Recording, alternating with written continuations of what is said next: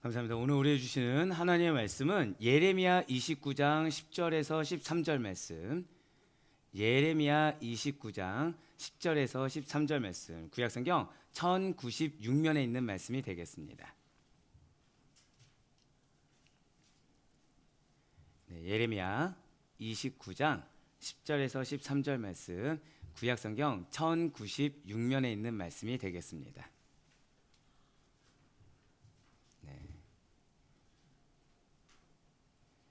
미리 말씀드리지만 처음에 이렇게 아데포이를 처음에 개척했을 때 이 말씀을 두고서 기도했을 때 과연 이 말씀을 언제 허락하실까 했는데 생각보다 빠르게 허락해 주셨네요. 벌써 느낌이 오시죠?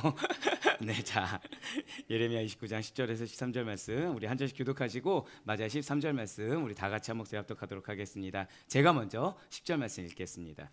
여호와께서 이와 같이 말씀하시니라. 바벨론에서 70년이 차면 내가 너희를 돌보고 나의 선한 말을 너희에게 성취하여 너희를 이곳으로 돌아오게 하리라. 아멘.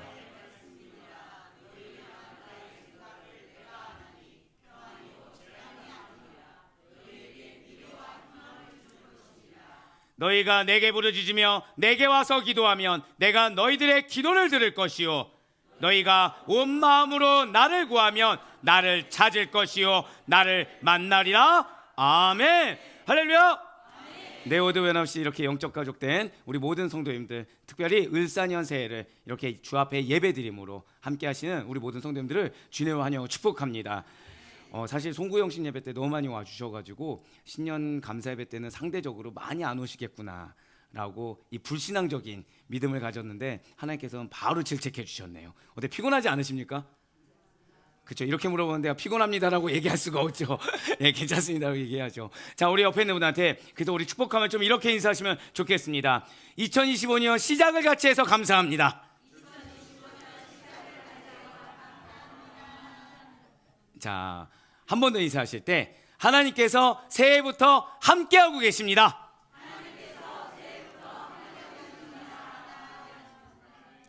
네, 아마 제가 올해는 좀 작년하고 다를 것 같아요. 작년에는 좀 여러분들 어떻게 보면은 쓴 메시지가 많지 않았습니까?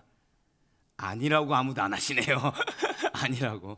예, 근데 오늘 시작부터 사실 하나님은 여러분들을 한번 고백하실게요. 나를 위로하시고 격려하기 원하십니다.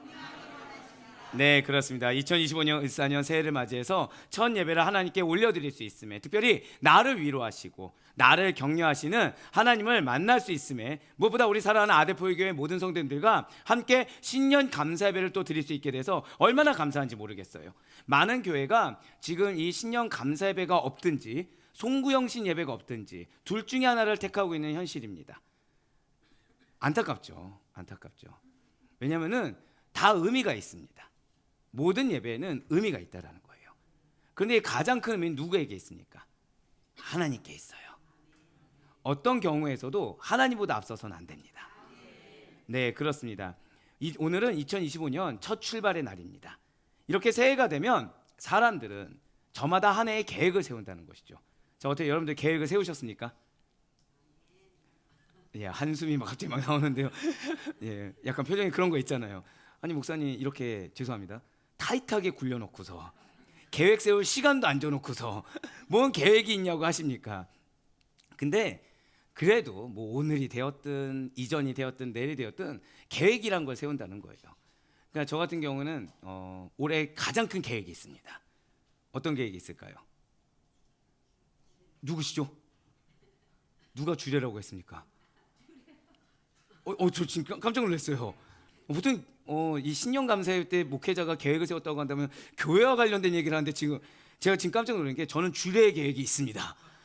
네, 지금 그 부모님 되시는 어떤 분은 고개를 숙이셨고요. 어떤 분은 고개를 드셨는데 뭐 상관없습니다. 저는 올해 최소한 3커플 이상의 주례를 계획하고 있습니다. 그 감사하다. 뭐 청년들이 아멘 안 해도 상관없습니다. 지금 저는 3커플 이상의 주례를 지금 계획하고 있어요. 자, 그런데 저 역시 이렇게 계획을 세웠지만 여러분들도 뭐 주례는 아니어도 다 계획을 세우고 계실 거잖아요. 자, 이렇게 모두 다 동일하게 계획이라는 걸 세워요. 근데 결과가 다릅니다. 어떤 사람은 이 한 해의 계획을 잘 세우고 실천해서 연말이 되면 아름다운 결실을 맺곤 합니다. 그런가 하면 어떤 사람은 계획은 기가 막히게 세웁니다. 그런데 의지가 부족해서 이 계획을 제대로 실천하지 못하고 포기하고 한다는 거죠. 한마디로 작심삼일을 실천한다는 거예요. 또 어떤 사람은 아예 계획조차 세우지 않은 채로 예년과 동일한 삶을 아무런 목적 없이 아무런 의미 없이 마지못해 살아갑니다. 그러니까 무엇을 하려는 의지도 없이 그냥 그저 하루하루를 2024년이 되었든 23년이든 25년이 되든 26년이 되든 되는 대로 살아간다는 거예요. 그래서 연말이 되어도 아무런 열매를 거두지 못합니다. 아니 약간의 차이는 있을지라도 결국에는 매번 연말이 동일한 연말로 마무리되고 동일한 새해를 또 맞이하게 된다는 거죠. 사랑하는 우리 성도 여러분들, 정말로 이렇게 이전과 동일한 한 해가 오늘인 것입니까? 아니라는 거예요. 아닙니다. 저 다 고백하실게요. 오늘은 다릅니다. 예, 맞습니다. 이전과 동일하지 않아요. 문제가 있다고 한다면 개선되는 시작입니다. 은혜가 있다고 한다면 더 배가 되는 한 해입니다. 우리는 어제보다 더 나은 오늘, 그리고 오늘보다 더 나은 내일을 허락하시는 하나님에 대해서 이미 알고 있다는 거예요. 그렇다면 나에게 이미 예비되어 있는 것은 예년보다 훨씬 더 나은 올해가 있는 것인데, 그 축복을, 그 은혜를 내가 누리지 못하고 있다고 한다면 이것만큼 안타깝고 이것만큼 어리석은 일이 또 어디에 있겠습니까? 그렇습니다. 우리의 2025년도는 달라야 된다는 거예요. 우리의 2025년 연말은 예년과는 전혀 다른, 차원이 다른 성공적인 결과물로 반드시, 성공적인 열매들로 가득 찼음을 반드시 믿으시길 바라겠습니다. 이렇게 우리가 올 한 해를 성공적으로 보내기 위해서는, 정확히 말씀드릴까요? 주 안에서 하나님의 계획대로 이루어지기 위해서는 무엇보다 여러분들에게 있어서도 이 신앙의 계획이라는 것이 잘 세워져야 된다는 것이죠. 그리고 그 계획을 다른 어떤 때보다도 강한, 굳건한, 절대 고백하실게요, 믿음의 의지, 믿음의 의지로 실천해야 된다는 거예요. 지나치게 원대한 계획을 세워서 그것을 실천하지 못하는 것도 바람직하지 않습니다. 그러니까 예를 들면 그런 거죠. 저는 여러분들을 다 베드로로 만들길 원합니다. 자, 지금 제가 여러분들에게 선포했을 때 누가 아멘 했어요? 한 명. 자, 그럼 저는 지금 여러분들을 베드로로 만드는 게 우선일까요? 감사해요. 지금 저 여기서 일단 성도부터 될까요? 라고 하면 안 되죠. 제자 되는 게 우선일까요? 주여. 죄송해요. 여러분들은 성도로, 일단 제대로 된 성도를 만드는 게 우선일까요? 아니, 이건 너무 제가 자존심이 허용하지 않습니다 지금. 예, 갑자기 여러분들에게, 죄송합니다, 선교지로 가라, 우리 모두 다 교회를 버리고 선교지로 갑시다, 이러면 됩니까, 안 됩니까? 또 이런 건 또 다 안 된다고 지금 얘기하시는 거죠. 네, 그러니까 보내는 선교사 정도는 될 수 있겠지만 갑자기 여러분들에게 뭐 예를 들면은, 자, 이쪽 파트는 몰도바로 가시고요, 자, 이쪽 파트는, 자, 우리 이집트로 갑시다, 이쪽 파트는 아프리카로 갑시다. 지금 표정들이 왜 하필 이쪽은 아프리카냐고 지금. 자, 이쪽은 유럽으로 갑시다. 갑자기 할렐루야네요. 갑자기 이쪽은 유럽은. 자, 이럴 수 없다는 거죠. 이럴 수 없습니다. 자, 우리는 실천 가능한 계획을 세워서, 하지만 절대 고백하실게요, 하나님 앞에 부끄럽지 않아야 합니다. 네, 맞아요. 하나님 앞에 부끄럽지 않을 정도의 실천 가능한 계획을 세워서 하나하나 실행에 옮겨가야 됩니다. 이 계획은 죄송하지만 나의 문제와 관련이 있습니다. 계획은 무엇과 관련이 있다고요? 나의 문제와 관련이 있어요. 자, 그럼 저는 우리 교회에 대한 계획을 세울 때 무엇과 관련이 있을까요? 교회의 문제와 관련이 있는 거죠. 뭐 이건 아멘이 아무도 안 나와도 됩니다. 네, 목회자는 교회 문제가 곳곳들이 보여야 됩니다. 이거는 저만 아멘하면 되는 거예요. 예, 왜죠? 교회는 그리스도가 주인이십니다. 그리스도가 주인이시기 때문에 교회는 반드시 문제가 나오게 되어 있습니다. 왜죠? 그리스도가 주인이신데 어떻게 여러분들 성화의 완성을 이루셨습니까? 안 이루셨습니까? 안 이루었죠. 그렇기 때문에 문제가 드러나요. 근데 문제를 감춰도 되는 게 아니에요. 문제를 개선해야 됩니다. 즉 여러분들의 가정도 마찬가지죠. 가정에 문제 있을 수 있습니까? 없습니까? 지야, 이렇게 허다한 문제들. 근데 지금 뭐라 말씀드렸죠? 한 번 더 우리 선포합시다. 나의 계획은 문제와 관련이 있습니다. 예, 맞아요. 우리의 계획은 문제와 관련이 있습니다. 그러니까 여러분들의 가정에 있어서도, 그럼 여러분들의 사업장에 있어서도 계획이 있을 수 있습니까, 없습니까? 있다는 거예요. 그것을 허황되게 이룰 수 없는 것처럼, 방금 말씀드린 것처럼 뭐 이쪽은 갑자기 몰도바로 가고, 이쪽은 좀 바꿀게요, 아프리카로 가고, 이쪽은 아메리카로 가고, 갑자기 좋아하시네요. 이쪽은 변함없이 유럽으로 가고, 이러면 안 되고 하나하나 실천 가능한 계획부터 세울 수 있어야 된다는 거죠. 그러면서 이 실천 가능한 계획은 반드시, 절대 고백하실게요, 오늘부터. 맞아요, 오늘부터 실행에 옮겨야 된다는 거예요. 자, 정말로 그러면 우리가 이렇게 좋습니다. 문제가 보였어요. 이 문제를 가지고 실천 가능한 계획을 통해서 문제를 해결해 나가는 것뿐만 아니라 이 문제가 우리의 장점이 될 수 있도록, 이렇게 얘기하면은 가장 큰 문제를 보신 걸로 여겨집니다. 예, 맞습니다. 문제가 이렇게 장점이 될 수 있도록 계획을 세워서 열심히 한 걸음 최선을 다해 실천하면 끝나는 것입니까? 아니라는 거예요. 맞아요, 아닙니다.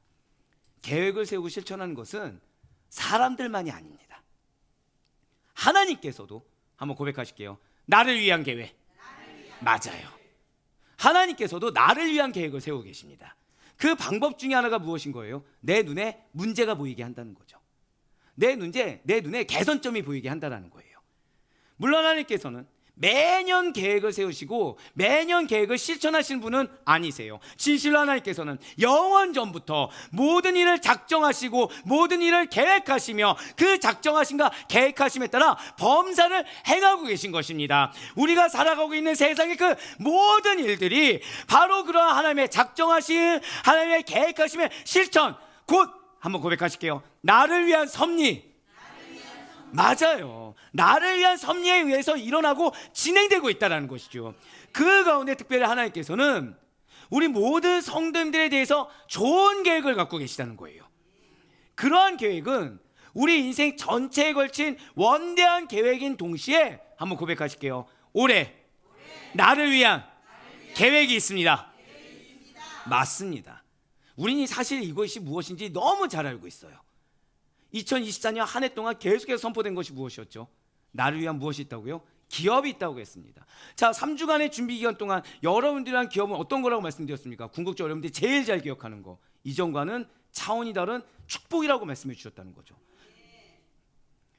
마음에 들지 않아. 축복에서는 아멘, 문제에 대해서는 잠잠. 뭐 어쩌겠습니까? 네. 자, 그렇다면 좋아요.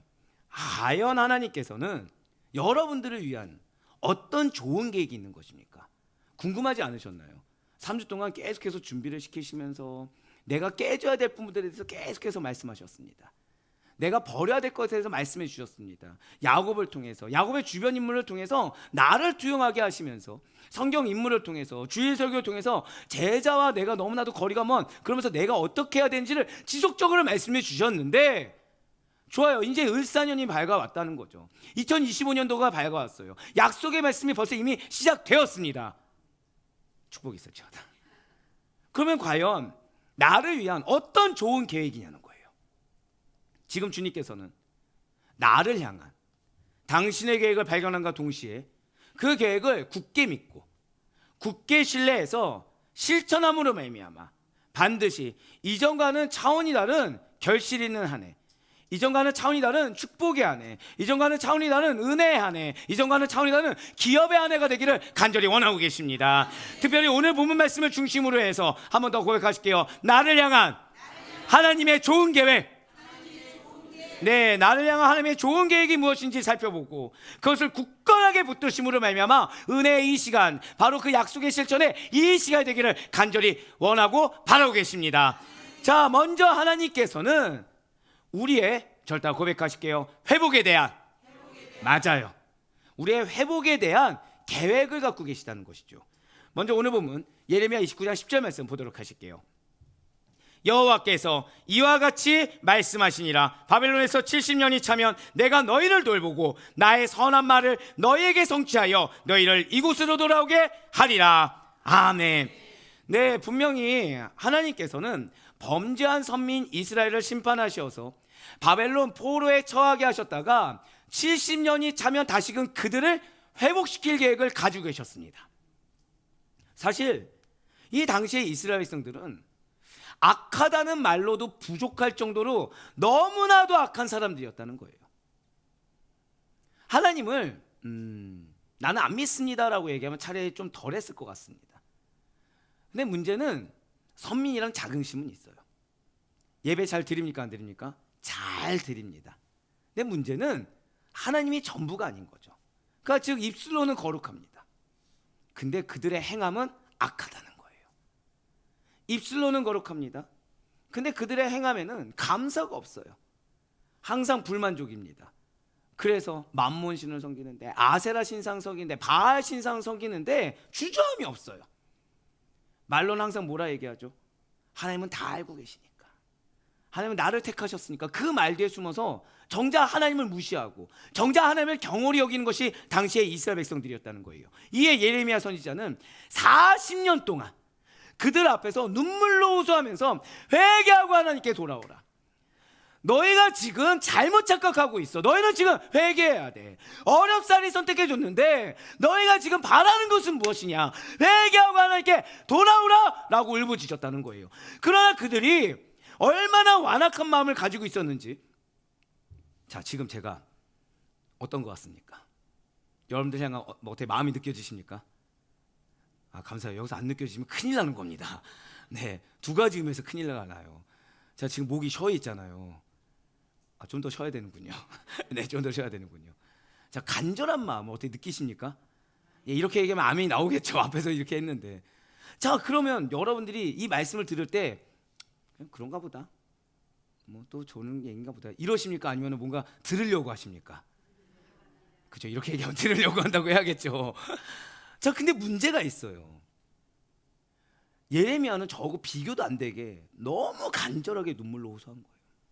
한마디로 바짓가랑이를 붙잡은 겁니다. 제발 회개하라고, 제발 돌이키라고. 바짓가랑이 붙들고 늘어지는데도 불구하고 얼마나 완악한 마음을 가지고 있었는지 그렇게 간절히 울부짖으며 자신의 처지를 돌보지 않고 하나님의 말씀만을 전한 선지자의 말을 당시 성경 말씀 표현으로 하면 개가 짖는 소리 정도로 취급해버렸다는 거예요. 이러한 예레미야 선지자가 활동하던 시대의 남유다 왕은 여호야김이라는 왕입니다. 그는 여호디라는 서기관에게 이 예레미야 선지자가 대체 뭐라고 얘기했는지 그 기록한 두루마리를 가져와서 내 앞에 읽어보라라고 했어요. 당시에 겨울철이었습니다. 왕 앞에 뭐가 있었을까요? 지금이야 우리 장로님이 이렇게 또 훈훈하게 해주셨지만 당시에는 왕 앞에 화로가 있었습니다. 따뜻하게 하라고. 뜨겁게 타오르는 화로불이 있는 거예요. 서기관 여호디가 두루마리에 기록된 예레미야를 통해서 선포된 하나님의 말씀을 읽습니다. 자, 여호야김이 어떻게 했겠습니까? 왕이라고도 제가 안 했네요.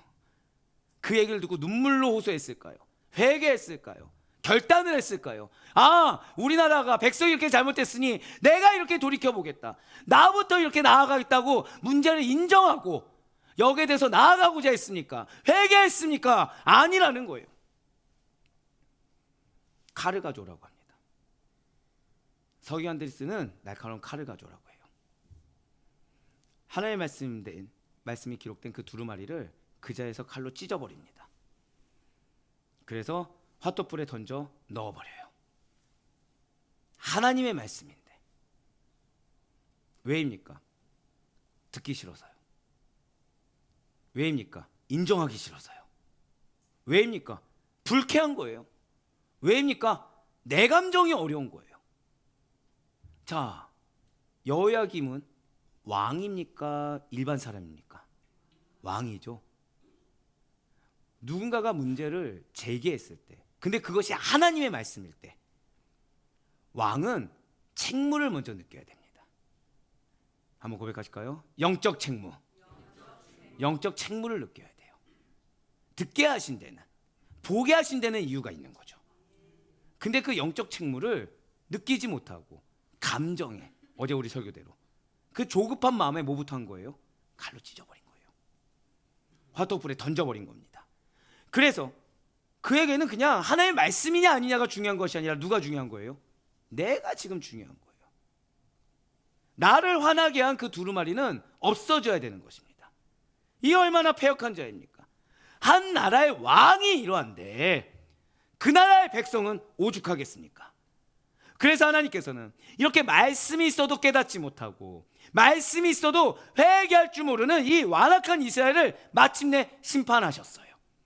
이것만 보면 하나님의 이스라엘 백성들에 대한 생각은 분노요 심판이자 멸망인 것처럼 보여질 수 있습니다. 그리고 이것은 일견 당연한 것처럼 보여질 수 있다는 거예요. 하지만 하나님께서 얼마나 사랑이 많으십니까? 얼마나 긍휼이 많으십니까? 심판 이후에 한번 고백하실게요. 회복을 말씀하시면서 장차 선민들을 다시 영광스럽게 세우시겠다라고 약속해 주셨다라는 거예요. 할렐루야. 사실 하나님께서 이 이스라엘들을 심판하시고 이방 민족에게 이스라엘 백성들을 붙이신 것은 그들로 하여금 자신들의 허물, 자신들의 죄를 바라보게 하고 이를 뉘우치고 회개하도록 하기 위함입니다. 그렇습니다. 이스라엘 백성들의 입장에서는 이것이 고통이요 괴로움을 느낄 수 있습니다. 이스라엘 백성들의 입장에서는 이것을 얼마든지 핑계와 타협으로 피하고 싶을 거예요. 이스라엘 백성들 입장에서는 하소연이 되고 절망이 될 수가 있다는 거죠. 하지만 선하신 하나님의 계획, 이 역시 선하신 하나님의 계획이라는 사실을 그들은 반드시 믿어야 되는 것입니다. 고난의 끝이 있다는 거예요. 고난의 이유가 있고 징계의 이유가 있고 여기에 끝이 있다는 것이죠. 자, 우리 성도 여러분들, 우리는 바로 이러한 본문 말씀을 통해서 하나님 마음속 깊이에 자리한, 한번 고백하실게요. 나를 향한 진심. 맞습니다. 여러분들을 향한 진심을 헤아릴 수 있어야 돼요. 자, 계획을 발견하기 전에 무엇부터 발견하라? 저따 고백하실게요. 나를 향한 하나님의 진심. 그렇습니다. 나를 향한 하나님의 진심을 발견할 수 있어야 됩니다. 우리는 하나님의 계획을 알고자 합니다. 근데 그 계획을 알려면 하나님의 마음이 무엇인지, 하나님이 나를 향한 그 진심이 무엇인지를 깨달아야 된다는 것이죠. 때로 우리는 죄로 인해 고난당할 수 있어요. 때로 우리는 실수로 인해서 고통 가운데 처할 수 있습니다. 때로 우리는 하나님의 말씀에 대한 무지함으로 인해서 어려움을 당할 수 있다는 거죠. 그러나 이러한 고통, 이러한 고난, 이러한 어려움으로 인해서 실족하거나 나의 신앙을 내가 퇴보시키는 길을 선택해서는 안 된다는 거예요. 고난이 주어지는 것은 하나님께서 나를 괴롭게 하시기 위함이 아니라 나를 바르고 순전하게 세우기 위함이라는 사실을, 당신의 기준에 합당한 당신의 기업을 누리게 부족함이 없는 상태로 세우기 위함이라는 사실을 반드시 믿으시길 바랍니다. 예레미야 선지자가 슬퍼하지 않아서, 예레미야 선지자가 마음 가운데 기쁨만 가득해서 하나님의 말씀을 선포하고 신뢰하고 간절히 부르짖은 것이 아니라는 거예요. 예레미야 선지자는, 한번 고백하실게요. 슬픔 중에, 바로 그거예요. 슬픔 중에 기록했고 슬픔 중에 선포한 예레미야가 3장 32절과 33절 말씀 한번 보시길 바라겠습니다. 그가 비록 근심하게 하시나 그의 풍부한 인자하심에 따라 긍휼히 여기실 것임이라. 주께서 인생으로 고생하게 하시며 근심하게 하심은 본심이 아니시로다. 지금 33절에 붉은색으로 표현된 부분을 보시길 바라요. 어쩌면 여러분들의 2024년에는 근심이 가득했을 수 있습니다. 하다못해 오늘 나오는 그 자리까지 근심이 있을 수 있어요. 걱정이 있을 수 있고 어려움이 있을 수 있습니다. 그렇지만 그것이 하나님의 본심이 아닙니다. 앞서 말씀드렸죠.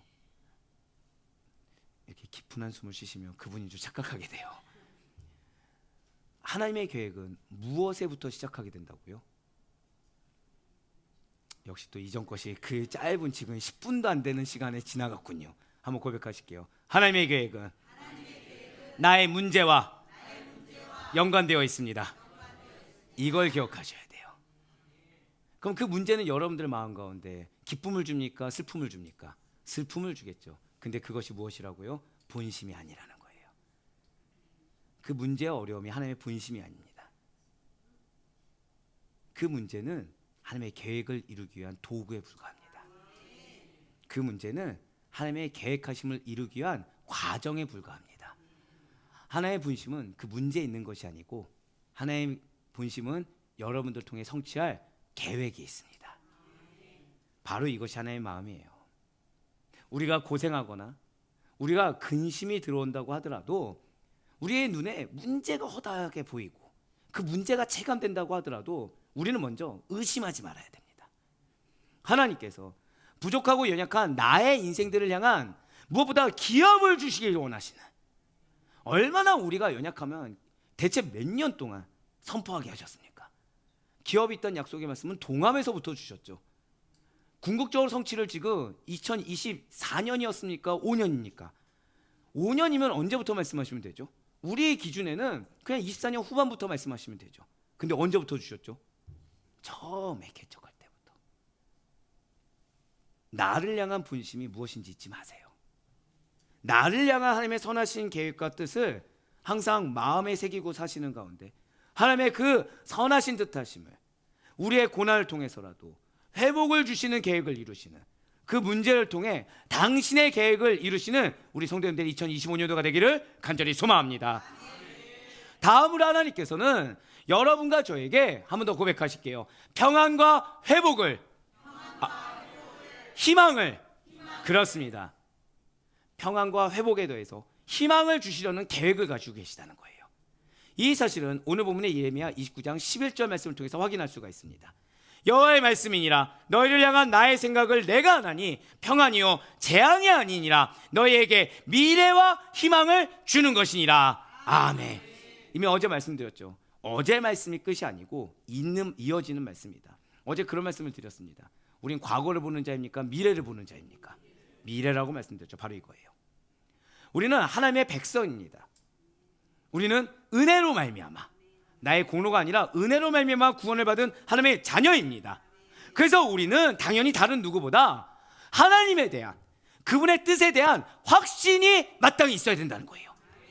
그런데 의외로 교회에 오시는 많은 분들이 하나님의 이러한 선하시고 좋은 뜻에 대해서 확신하지 못하는 경우가 허다하다는 거죠.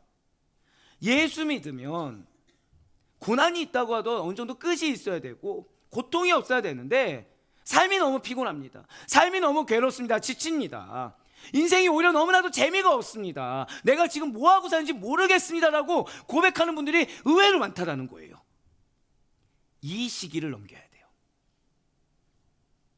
한번 고백하실까요? 그 시기가 분기점입니다. 즉 아예 차라리 내 마음에요, 아까 첫 번째 말씀드린 것처럼 어려움이 있다, 이건 차라리 다행이에요. 잘 들으셔야 됩니다. 무료함이 최고의 적입니다. 뭐가 최고의 적이라고요? 무료함이 최고의 적이에요. 여러분들 이거는 특정 분만 나오는 게 아니에요. 이건 목회자에게도 주어지는 시험 중에 하나입니다. 다른 말로 매너리즘이라고 하죠. 매너리즘. 신앙의 매너리즘, 신앙의 무료함이란 게 가장 큰 적입니다. 그러니까 차라리 문제가 발견돼서 어려움이 있다, 그러니까 어려움 가운데 문제가 발견했다고 하면은 그분은 탁월한 영성이죠. 정말 탁월한 영성이에요. 근데 지금은 이제 이 문제를 넘어서서 어떤 감정을 느끼기 시작했다고요? 무료함.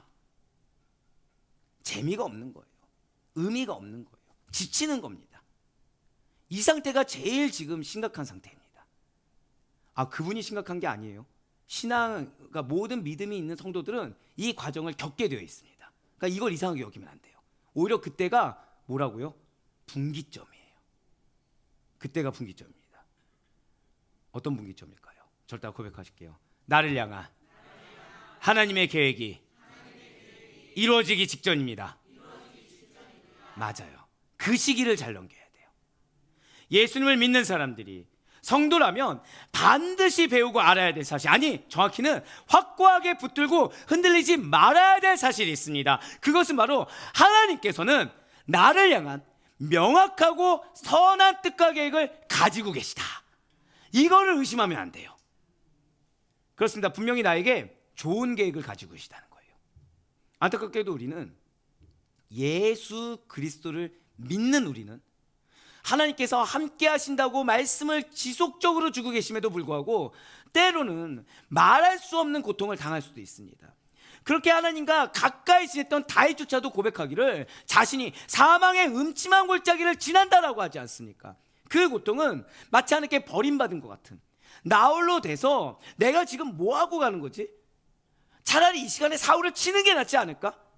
내가 잘 지금이라도 믿음으로 인내해서 지금 이렇게 늪에서 어우적거리는 이 신세가 아니라 뭐라도 해야 되지 않을까라고 여겨질 수 있는 그런 상황 가운데 있는 괴로움이었다는 거죠. 시편 22편 1절 말씀 한번 보도록 하실게요. 내 하나님이여 어찌 나를 버리셨나이까? 어찌 나를 멀리하여 돕지 아니하시며 내 신음소리를 듣지 아니하시나이까? 이 고백이 누구의 고백이에요? 다윗입니다. 다윗이 어떠한 인물입니까? 그는 분명 하나님이 인정하시는 참 신앙인이에요. 또한 장차 이스라엘을 바로 세울 왕으로 예정된 인물입니다. 자, 다윗의 예정된 계획은 무엇이에요? 왕입니다. 왕. 근데 그 고백을 보세요. 이 고백만 보면 신앙이 있어 보입니까? 없어 보입니까? 전혀 없어 보이죠. 우리야 성경 말씀을 잘 아니까 하나님이 다윗을 버린 적이 있습니까? 없습니까? 한 번도 없어요. 하나님이 다윗을 돕지 않은 적이 있습니까? 없습니까? 단 한 번도 없다는 거예요. 근데 그 다윗은 지금 뭘 느껴요? 외로움을 느끼고 있습니다. 지금 다윗은 뭘 느껴요? 곤고함을 느끼고 있습니다. 다윗은 지금 뭘 느껴요? 위기감을 느끼고 있습니다. 다윗은 지금 내 신앙에 대해서 흔들리기 시작하는 거예요. 다윗은 왕으로 예정되었어요. 우리야 결과를 다 알죠. 우리야. 근데 지금 다윗이 처한 현실은 그저 동굴 신세예요. 맞습니다. 왕에 오르기까지 수년 동안 도망자 신세였어요. 동굴에서 살아야 했습니다. 이방의 왕에게 고개를 숙여가면서 연기를 해야 되고 자부심이 없는 게 아닌데, 억울한 게 없는 게 아닌데 티를 낼 수도 없어요. 겨우겨우 생명을 유지하는 방랑자요 떠돌이며 나그네였습니다. 도망자 인생을 살아가는 다윗은 단 하루도 몸과 마음이 편할 날이 없는 거예요. 몸과 마음이 편하지 않은데 신앙이 어디 있겠습니까?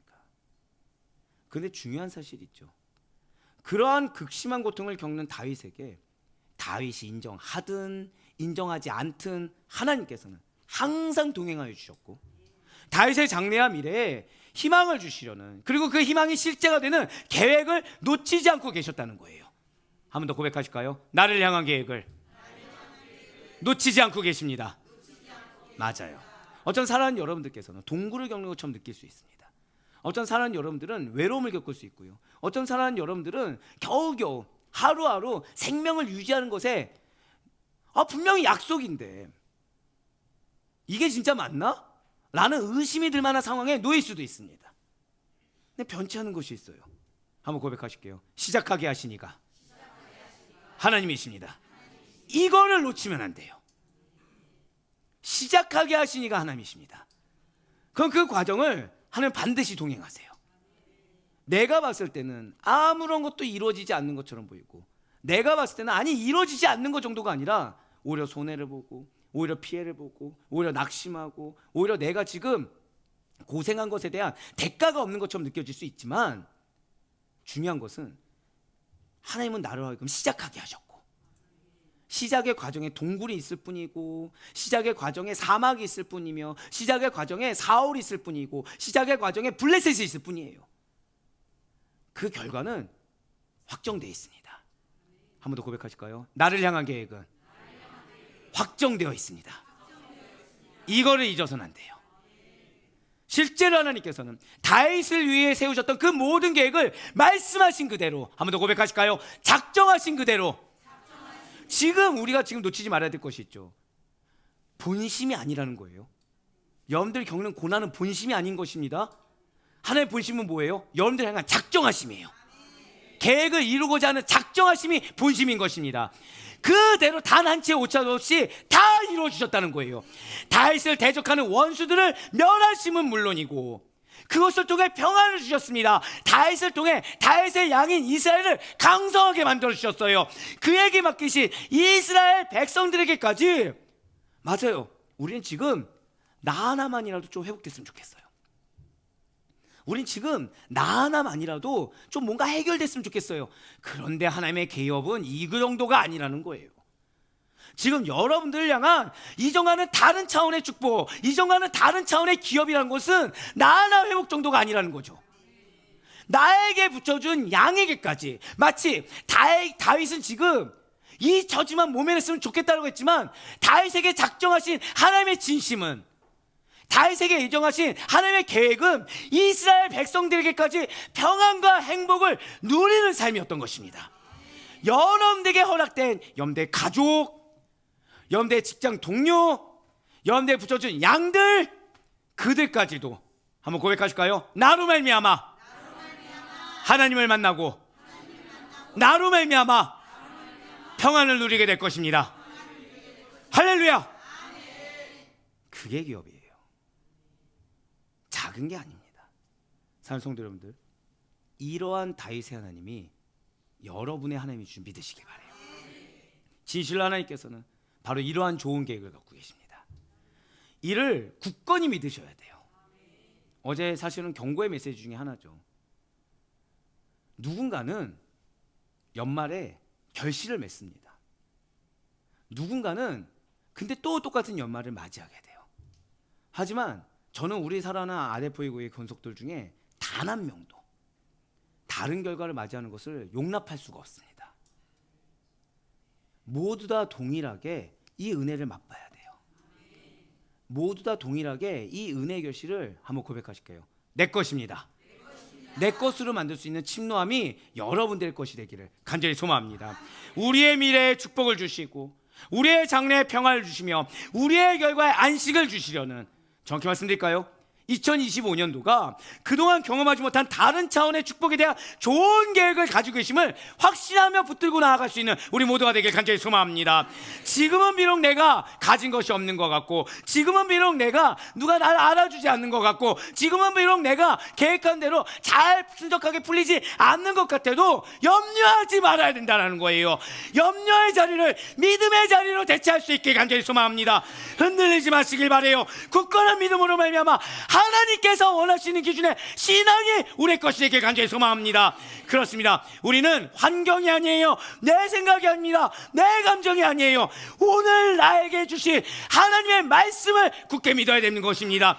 오늘 말씀이 무엇입니까? 고백하실게요. 하나님께서는 나를 향한 좋은 계획을 가지고 있습니다. 할렐루야. 이 사실을 확신하는 믿음으로 말미암아 지금 하나님께서는 여러분들의 다른 것을 통해 역사하는 것을 원하는 것이 아니에요. 믿음입니다. 지금 이 말씀 처음인가요? 아니죠. 믿음으로 말미암아. 지금 여러분들한테 자, 우리 한번 특세 한번 해봅시다. 특세 한번 우리 또 1년 동안 했던 것처럼 1년간 가봅시다. 이런 얘기가 나왔나요? 아니에요. 지금 금식하고 있으니까 같이 한번 또 금식으로 들어가 봅시다. 이런 얘기 했나요? 아닙니다. 한번 100일 동안 작정하고 한번 우리 헌금 드려봅시다. 이랬나요? 아니에요. 하나님이 여러분들에게 바라시는 것은 하나님을 믿는 믿음, 흔들림 없는 믿음, 말씀을 신뢰하는 믿음, 그 믿음이 우리 사랑하는 주의 권속들의 것이 되길 간절히 소망합니다. 그러면서 마지막으로 하나님께서는 우리의 부르짖음과 기도 속에서 드디어 숙제가 나왔네요. 우리 고백하시겠습니다. 나의 부르짖음과 기도 속에서, 맞아요, 나의 부르짖음과 기도 속에서 만나시려는 계획을 갖고 있어요. 오늘 본문인 예레미야 29장 12절과 13절을 보시길 바랍니다.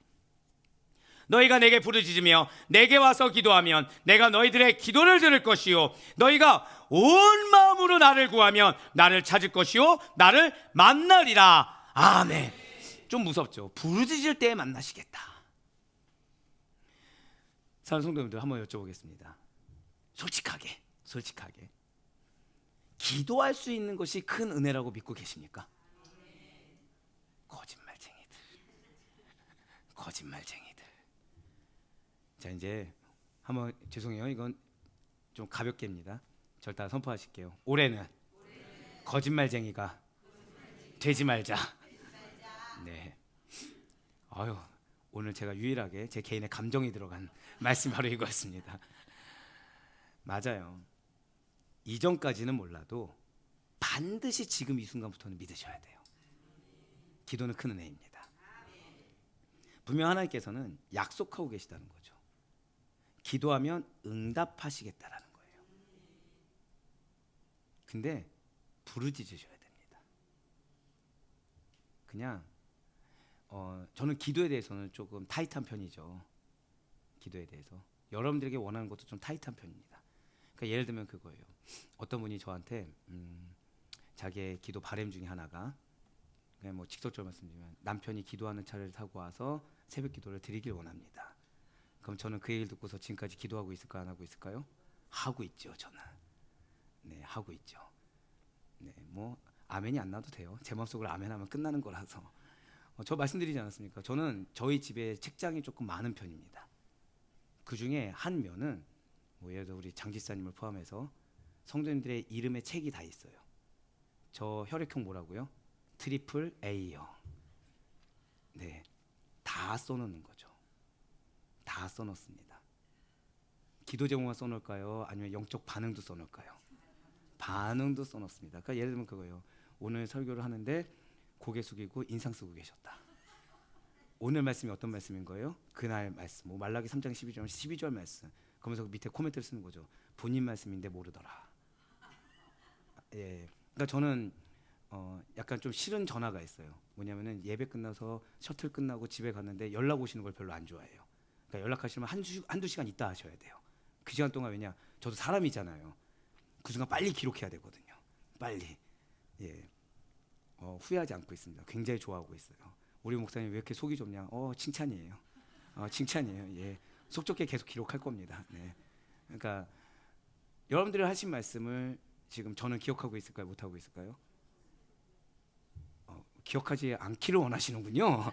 괜찮아요. 기억 못해도 표본 다 나오니까. 그러니까 여러분들 왜 그런 말씀하시잖아요. 아니 어떻게 이 말씀을 기억하고 주십니까? 저는 신기한 게 아니에요. 다 기록되어 있으니까. 예, 다 기록되어 있으니까.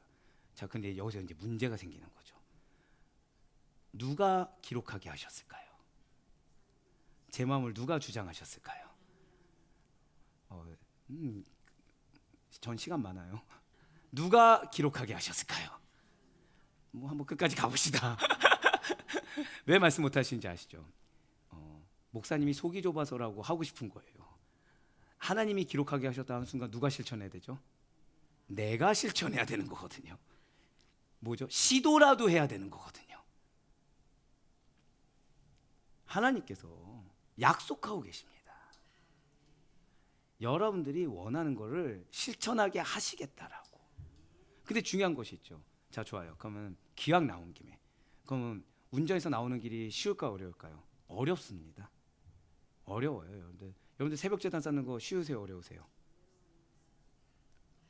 좀 더 타이트하게 가도 되겠군요. 네, 어렵습니다. 쉽지 않아요. 근데 그 발걸음이 헛되지가 않다는 거예요. 또 그렇다고 해서 새벽기도 다 나와야 되냐 이게 아니라 아까 이제 그 한 실례를 들어서 말씀드리는 거예요. 어려운 가운데 하나님은 가치 있는 결실로 맛보게 해주신다는 거죠. 왜냐? 제가 여러분들한테 이렇게 기도합시다라고 얘기합니까? 저는 여러분한테 욕을 안 하는 편이죠. 근데 그런 말을 듣게 하거나 또는 제가 간혹가다 함께 기도하셔야 될 것 같습니다 했을 때 그분들 같은 경우에는 반드시 같이 기도하셔야 되는 거죠.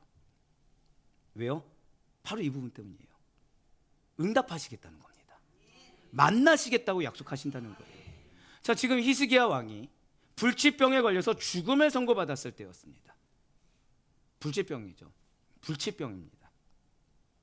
근데 그는 벽을 향해 통곡하면서 하나님께 매달려 간구하고 있다는 거예요. 그러자 하나님께서는 히스기야 기도에 응답하고 있습니다. 자, 여기서 여러분들이 이거는 히스기야니까 라고 해버리시면 안 돼요.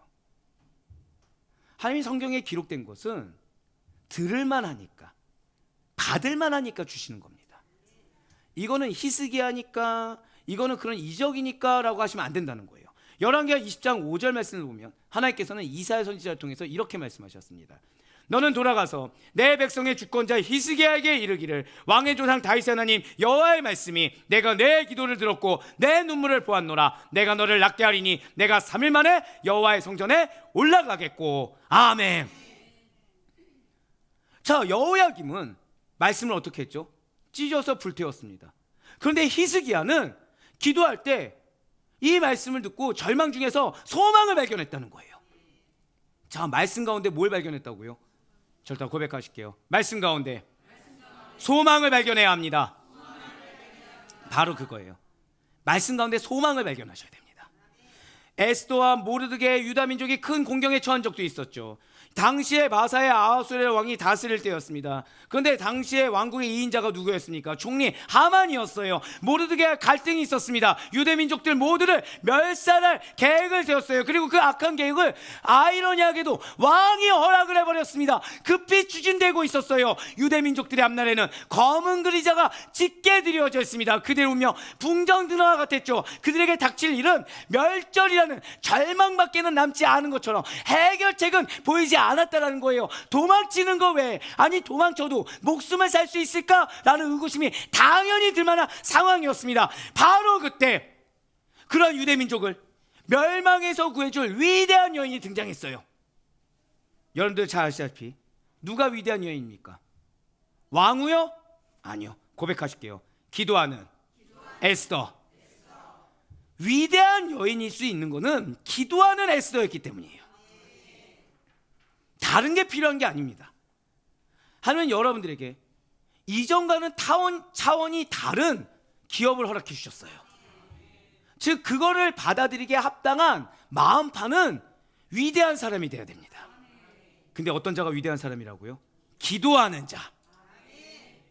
어제도 살짝 말씀드렸지만 여러분들 말씀을 최소 한 구절은 암송하고 계셔야 된다고 말씀드렸습니다.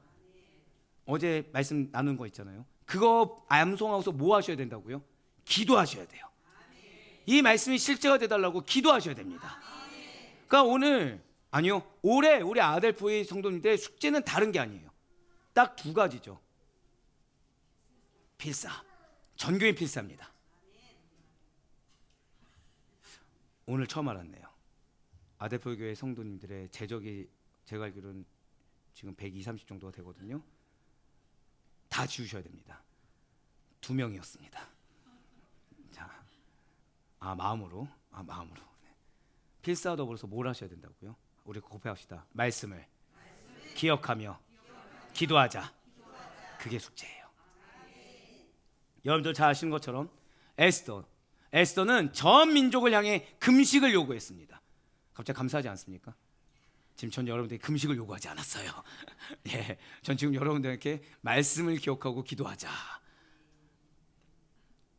좀 더 해도 되겠군요. 자신 또한 3일을 금식하며 하나님께 기도하지 않았습니까?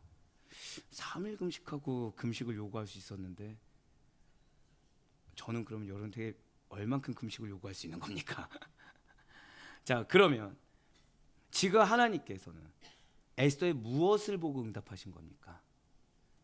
절대적인 신뢰의 기도라는 거예요. 우리가 이렇게 당하게 기도하면 하나님께서 이 위기를 반드시 모면하게 하실 거라는 신뢰의 기도입니다. 오히려 위기의 상황만 넘어간 것이 아니라 선민 유대민족의 대적들까지도 몰살당하게 되었어요. 이처 하나님께서는 기도하는 자신의 백성들, 정확히는 부르짖는 자신의 백성들을 모른 척하지 아니하십니다. 버리지 않으십니다. 힘껏 도와주십니다. 제가 항상 드린 말씀 있죠. 금요철야 기도할 때 왜 그렇게 하시냐? 답이 뭐였죠? 불쌍해서라도 응답받게. 갑자기 다들 지금 전 여기 유리벽이 보였어요. 남의 일이 됐군요. 예, 목사님 그렇게 계속 해주세요. 야, 갑자기 지금 교수님이 고개를 숙이고 계시네요. 교수님까지도 지금 유리벽 뒤에 계시네요. 지금 우리 오 목사님이 지금 뒤에 계시다가 갑자기 나가셨어요. 그냥 하나님만 바라봐라. 네, 말씀 그대로. 네. 당신의 백성들에게 주님께서는 모른 척하지 않으십니다. 친히 역사하시고 선하고 의로운 일, 참 좋은 일들과 축복된 일들을 손수 이루십니다. 이전과는 차원이 다른 축복을 바로 그 기도를 통해서 주시겠다라는 거예요.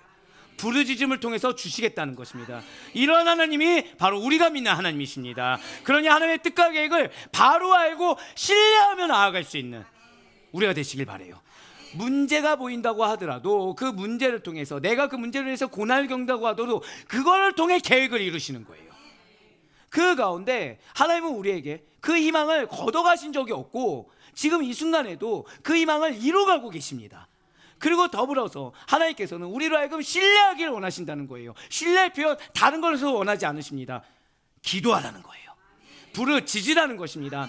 하나님 앞에 범사에 기도하실 때, 위기와 시련을 만났을 때도 신뢰함으로 간절히 부르짖을 수 있는 여러분과 저의 2025년도가 되길 간절히 소망합니다. 이제 말씀을 읽겠습니다. 이제 우리는 정말로 새해를 맞이했어요. 이 한 해를 진정한 은혜로 채우기를 원하신다고 한다면, 진정으로 약속의 말씀의 성취를 바란다고 하신다고 한다면, 우리와 함께 하시며 우리를 친히 축복하시는 선하신 하나님을 믿어 의심치 마셔야 되는 것입니다. 진실로 하나님께서는 여러분들의 지치고 고난 삶을 알고 계세요. 정확히 말씀드릴까요? 여러분들의 문제를 알고 계십니다. 여러분들의 어떤 게 문제이고 어떤 게 마음을 어렵게 하고 어떤 게 지금 염려하고 하고 있는지를 알고 계세요. 그것을 지금 첫 번째로 뭘 하길 원하신다고요? 회복을 주길 원하십니다. 또한 여러분들에게 좋은 것으로, 약속의 말씀으로, 당신의 약속으로 가득 채워주기를 원하시고 계십니다. 그래서 하나님께서는 여러분들의 부르짖음을 듣길 원하신다는 거예요. 그래서 우리가 기도할 때마다 기뻐하시고, 기도할 때마다 만나주시며, 기도할 때마다 은혜를 베푸시겠다고 약속하고 계신 거예요. 정말 믿으시길 바랍니다. 지금 하나님께서는 우리를 너무나도 사랑하시사 모호한 말씀을 주지 않으셨어요. 어제부터 오늘까지 뭐가 기억에 남으십니까? 다 기억하셔야 돼요. 주님, 내가 조급해하지 않겠습니다. 주님, 내가 감정적인 표현이 우선되지 않겠습니다. 주님, 내가 이 약속을 신뢰하겠습니다. 내가 과거를 보는 것이 아니라 미래를 바라보고, 그 가운데 오늘 뭐라 말씀하셨죠? 문제가 보일 때 이것이 계획을 이루는 도구다. 더불어서 나의 그 미래를 바라보고 했을 때 미래는 반드시 좋은 것으로, 정확히 약속의 말씀으로 채워 주실 것이다. 더불어서 부르짖으라, 내가 응답하겠다. 이 말씀이 나의 것이다라는 명확한 우리의 이 신앙의 틀을 가지고 나아갈 수 있는 우리가 되시길 바랍니다. 반드시 하나님께서는 이 말씀 믿는 믿음으로 순종하며 나아갔을 때 올 한 해 동안 당신의 선하신 뜻과 오랫동안 행하셨던 계획 가운데 가히 헤아리기조차 어려운 이전과는 차원이 다른 놀라운 은혜를 가득가득 부어주실 것입니다. 이것이 누구의 것입니까? 우리 마저 선포하시겠습니다. 이것이 나의 것입니다. 그러니 바로 끊었기는 오늘 말씀을 절대 잊지 마시고 오직 믿음으로, 방금 선포하셨던 것처럼 침노하는 절대적인 믿음으로 항상 나에게, 다른 옆에 있는 사람 아니에요. 죄송합니다. 한 번 더 선포하실게요. 나에게.